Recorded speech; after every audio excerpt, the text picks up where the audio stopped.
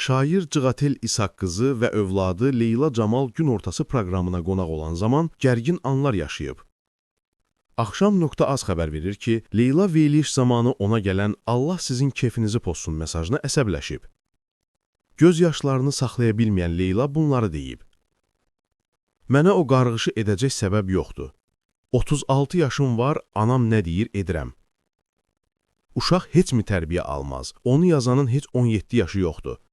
Nə istəyirsiniz bizdən? Gah Cığatel xanıma, gah mənə yazırlar.